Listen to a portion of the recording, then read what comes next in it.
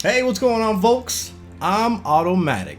Today we're going to talk about Akira's V-Trigger 2, which is less utilized than V-Trigger 1 for, one reason or another. So I like to explore things that are a little underutilized and maybe satisfy my own curiosity and maybe learn something along the way. So this V-Trigger 2, I think it's very interesting. It's pretty good. Overall, I think Akira is pretty powerful.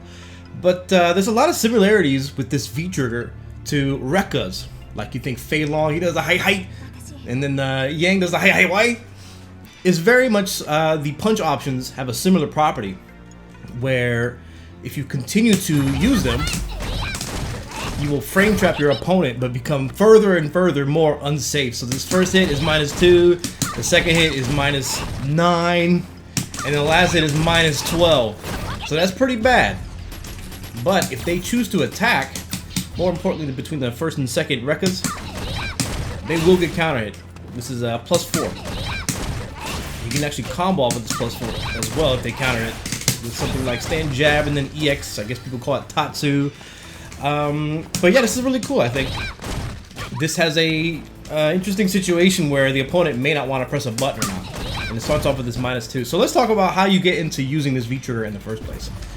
So the first thing that really stands out to me with this V-Trigger is the ability to go through fireballs with it with the back heavy kick as soon as you go into the stance.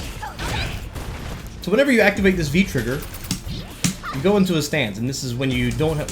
This is not like the activation, but when you first activate it, and you get 3 tries, you get 3 attempts to use the 2 different options you get off of this, which is the punch starter and the Kickstarter. Now, when you start this V-Trigger and they throw a fireball, let me get my lovely assistant to... The problem with this is that you don't get any good Oki unless they're near the corner. This is only +14 when you dash and you're way over here. Akira's dash is 16 frames, so if I were to dash again, I would be -2. I can sort of make it work with heavy kick and then cancel that, because heavy kick will frame trap from there, but it's still kind of just too far to create anything that's like meaningful pressure. So that would look like this. And again, I don't recommend this, it's not that good. And even then you see it whiff. But this is like the furthest thing you got to attack them with from there, off of that +14 after the dash. So maybe that's not that powerful, right? And then when you activate it, roll like this and they throw a fireball, you have to anticipate even more, because then you have to activate the stance and then use back heavy kick. And the back heavy kick does not have frame invincible, it doesn't have the frame invincibility against projectiles on the first frame. It's not till the 3rd frame. So you can actually mess this up a little bit. So you have to be a little bit careful. Let me see if I can demonstrate. If I activate too late, I won't be able to kick off of it. That's a good example. So this is even more so difficult if I'm trying to go to the stance and then punish the fireball. You almost have to be in the stance and be ready for the fireball. But the good news, kinda, is that you can at least cancel this if you hit down. So that's pretty much the first part of this V-Trigger that I think needs to be addressed, is raw activation, punish the fireball, you don't really get Oki off of it. Now the other parts I think are very interesting, these 2 branches that start with punch or kick. So again, the punch option looks like this. And those Rekkas can frame trap between each hit. Between the 2nd and 3rd Rekka, if they have an invincible move that's fast enough, they can just punish no matter what, because it's -9 on the 2nd hit on block. So regardless, I can just demonstrate that, right? If I do the 2nd hit and the 3rd hit, the EX uppercut is going to punish it regardless. That was the 1st and 2nd hit of the Rekka. So the EX uppercut there is kind of a risk, because I can just block here off the -2. So that's okay. Mostly I see this heavy punch option used to accentuate your normals, to make your normals even better. For example, heavy kick, you can hit confirm heavy kick into the Rekkas. Now, this particular branch, the heavy punch, the punch options, you don't get good Oki off of it either unless they're near the corner. But it is also really good at taking them to the corner. So if you're around here, you're in the corner. So it doesn't matter the distance. There is no more distance. So even near the corner, you can just dash up one time and then you'll have Oki. The problem is if they're like very, very far away from the corner, you want, even that's not that good. That's not good enough. This is only plus 10. So the kick option sort of replaces this. It gives you good Oki no matter where you're at. So if you do the kick option with the ender, and you dash him twice, you will have great advantage. This is plus 18 on back recovery, so it'll be plus 13 on normal recovery. It's pretty good. And you also have combo opportunities off of this. You can EX uppercut, you can EX fireball. If you have V skill 1 charged up, you can EX fireball and get the corner carry. Like this. And you can also juggle this again and get a lot of corner carry. They're in the corner. But that combo, it takes a little bit of timing, and it requires you to have the V skill ready. And yeah, you can critical off of the last hit of this. It does a lot of damage, surprisingly. The first 2 hits only count as 1 hit, so there's less scaling. So it actually does surprising amounts of damage, especially when paired up with heavy kick.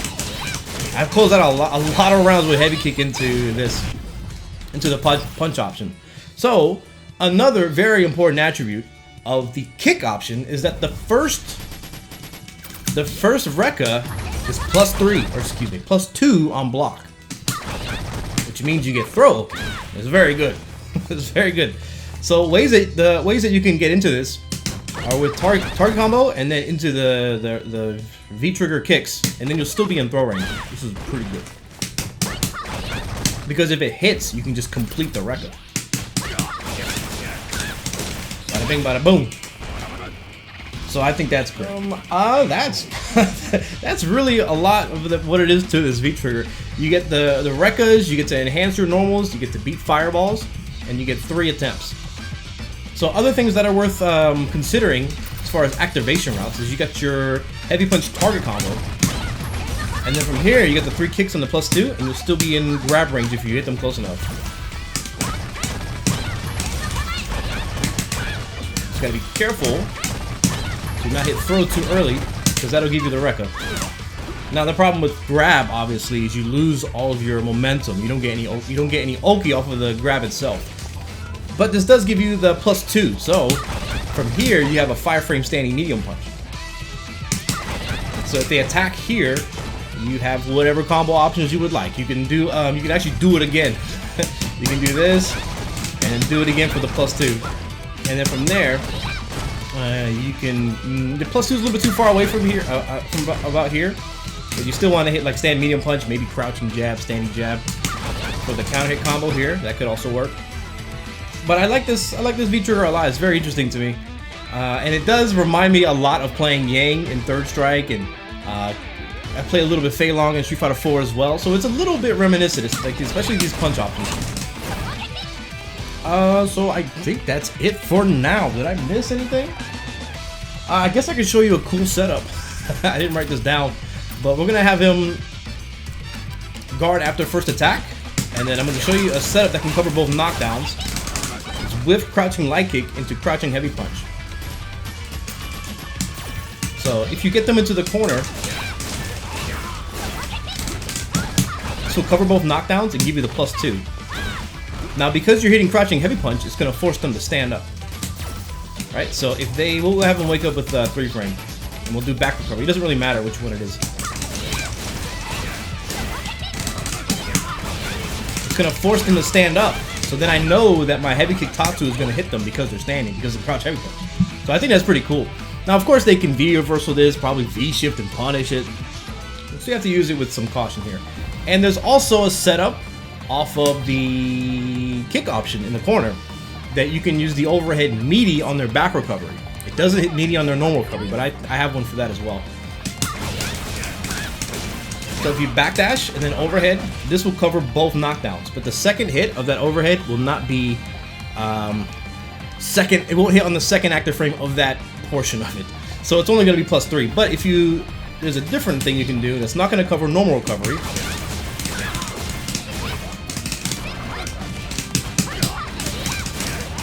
And then that's going to counter hit plus 4. So you got an overhead that hits the back recovery. Now, if they mash on normal recovery, it's just going to win.